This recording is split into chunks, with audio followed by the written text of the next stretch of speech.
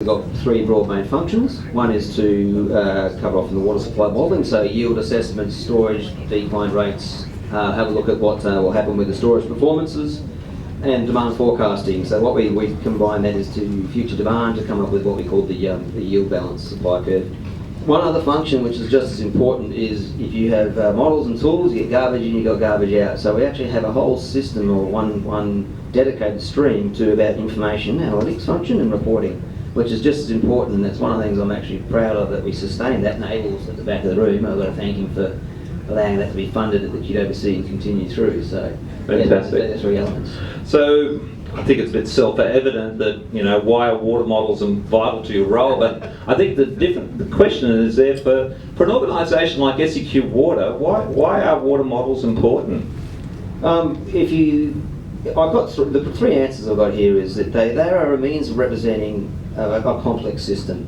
And without that, you've got no idea about future augmentation dates, when you can reasonably assume what might happen for the grid system when we're going to actually meet the supply will not longer meet demand under what we call average conditions, and then also we can overlay things like climate change scenarios. We can play around with the stochastic data sets that we have, make new inflows look worse, and do a whole heap of sensitivity testing. And if you had to try that, do that manually, I'll give you an example. Even the supply modelling, because the complexity of the grid takes about 8 hours to actually run. That's just one run.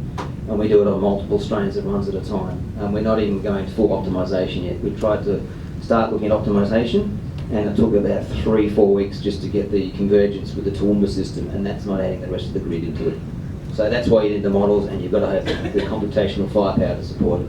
No, look, and I think for those who understand the role of SEQ Water and providing the bulk water supply for, you know, the large population here in southeast Queensland, the organisation's got to make major decisions, and so a lot of your senior executive and operational people are dependent on some of the things you did. But if we go back in time, did you ever imagine that you'd be doing this work? Like, what did you start off your professional life as, Mark? To be honest, no, I didn't. I'm actually an economist by background. I actually started my career in the Department of Finance in Canberra. You got out in time. I did 4 years of joy there. I think it was must have been bad in a former life or something. No, it was a very good grounding experience. What they gave me was really strong analytical capabilities to analyse broadly and get a big picture. So look at things like from a societal aspect, what are you actually trying to achieve, and do a really good strong needs assessment. That was instilled upon you. Did I ever think I'll end up in the water space? No, what happened to me was I was actually doing the regulatory oversight of the water authorities outside southeast Queensland, and then I joined Natural Resources, Mines and Energy at the time. And then when the infamous Millennium Drought kicked in, I got seconded to the Water Commission. I was basically directed to go, and I was directed to go across because I've been known to be a lateral thinker and thinking outside the box and deliver things fast. And at that stage, it was around about trying to get some information gathering, and also it was around about influencing the public to reduce demand. And so if anyone was around for that Target 140 campaign, you can blame me. That methodology is now gone all around the world. So. Oh, there you go. Well, that's interesting, because you sort of had a specific need there, and for many of us involved in that at the time, it was having to focus really quickly. But I suppose having some real knowledge in the background. But look, so you've done a few transformations over time. So if you had to give some tips to the folk here tonight, what is it that allows you to have this agility or ability to transform from your experience? Look, the sound grounding that I get in my educational background, and then I actually spent a lot of time just when I was particularly in the water business in natural resources, understanding the businesses. That was my role. My role from the regulatory sense was to understand the business, act like I was a shareholder, if you like. I had to understand how they're performing, understand their demand, understanding the risks associated with the business. And I think that gave me a really good leg up into being able to then drop into the space where I'm on a modelling team. Because the modelling team, you've got to try and represent reality. You've got to know the pitfalls, you've got to know the limitations with your modelling, and you've got to know how to actually articulate and take the information that pops out of the tools and then sell it. And sometimes it's a sell to the government or to the executive of the business, because sometimes they don't trust the results, and sometimes you've got to stand on your ground and say that's what it is what it is. And actually Mark Pascoe tells an interesting story. When he used to work for Brisbane City Council, he'd sometimes go to these cabinet council meetings, and a couple of times he'd walk in the door and the mayor at the time would look at Mark and said, "I can smell a model." So there's things every now and then. There are people who make major decisions, and these are tools that help give some support. So, and look, the last bit you're not really the major modeller in your team, I know, because there's a mob of them behind you. But you're telling us today you've got a bit of a sort of an acronym or a framework by which you motivate your team in terms of focusing on stuff.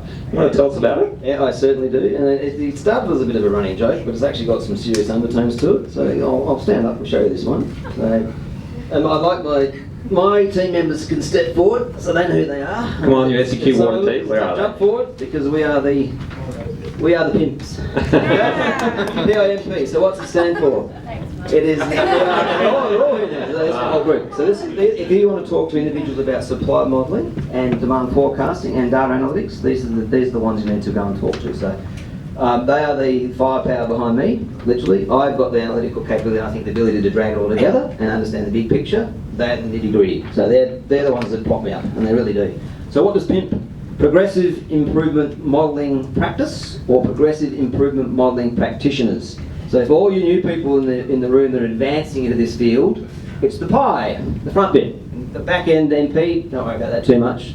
Be about being progressive and about being and improving is key to the business. It does not stay static, and it never will. And you actually have to learn and adapt. And this is part of the challenge of this business. It's not like some other modelling. I've been in the financial space. You get a certain answer with accounting, and it's dry, and that's the result. Particularly with climate change and where we're heading, there are some real challenges here. And if you can nut it out, and you can do very well in it, it is actually extremely rewarding. And it's not easy, but it is very, very rewarding. Oh, fantastic. That's no, thanks for that, Mark. And give Mark a round of applause. Because I think I was saying to him with some other practitioners, I think we're going to have a good pimp session one night and really get to the bottom of it. But look, so look, and SEQ Water have been, I know, big organisation. You know, they carry some very expensive assets. A lot of people on their day-to-day basis are dependent on their relationship with the water utility. So in terms of our day-to-day living, it's an organisation that has a huge impact. And for those of us who were around in the millennium in 2005, 6, 7, we know how perilous it got here. So the organisation needs to make big decisions, and interesting to see how water modelling tools are part of it. But Lisa Warpole here.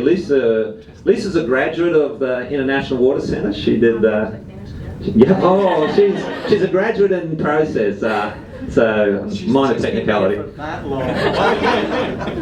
But look, so Lisa's had some contact with the International Water Centre through the Integrated Water Masters program. But she's working with Alluvium now, a local consulting company. But I was in there the other day with Tony Webber, her colleague, and they've got a really interesting project, also part of the Queensland Modelling Network, around looking at climate change research and what it might mean for water models. So that's going to be interesting. But when I said to Lisa on that day, I go, hang on, are you actually a modeller, or are you a use of modelling information, or are you some hybrid in between? So what are you, Lisa? Time to come clean. Yeah, it's a good question, Pete, that I've been asking myself for the last 10 years. I might stand up because there are people at the back of the room. So I guess when I started, when I left uni in 2009, my final project for my undergrad was actually comparing optimisation methods for different rainfall runoff models, which, when I look back on it, was quite a technical project. But then I spent the next 5 or 6 years going, I don't want to be a modeller. I'm not a modeller. I like talking to people, and I like thinking strategically. So why would I be stuck in models the whole time? So after I think 6 or 7 years, I quit my job with a consultancy where I was doing lots of technical modelling and actually enjoying it, but questioning whether I was the right fit to be a modeller. So I went to government for a couple of years and did quite a more strategic role, and discovered that also wasn't quite the right fit for me. So I thought, what will I do next? I'll move from Melbourne to Brisbane and do the Masters of Integrated Water Management with the IWC. So I was doing that full time, so quit my job and was doing that full time, and ended up working casually with Tony Webber with Alluvium doing modelling. And I kind of thought, well, the whole point that I uprooted my life and moved to Brisbane was kind of to reset and work out what it was I wanted to do. And I ended up in this role doing what I left a few years prior. Oh no, how do you get out of jail now? Yeah, so I actually really love my job. Tony, don't listen. And because of that, I actually deferred the Masters last year to work full time, so that I could really concentrate on my job. And what I love about my job is that it's this hybrid. So today I was calibrating models, and tomorrow I might be meeting with Jenny and Sarah from DES and talking about modelling at the more strategic level and how we're incorporating climate change. And so I guess what I like to think of my job as is decision support. So whether that's based on technical models or based on conversations with people, which is why I love the Masters of Integrated Water Management, because that's all about that, is that there is no one source of truth. So I guess I model and I think strategically, and I love talking to people, and I love being stuck in a room calibrating models. So that's me. Because I was going to ask you what satisfaction you get from this all, but you've just given me all that. So that's lovely. Now look, I think you can hear the passion in Lisa's insight, and some of the steps you've taken. I think have been quite strategic and to position yourself well. But where do you think this might all take you? Yeah, I mean, there's a lot of different ways I could go, and I think probably what I've learnt over the last 5 years of moving around is that there is no one answer. I don't know if anybody's read Sheryl Sandberg's Lean In book, but she refers to your career as a jungle gym rather than a ladder.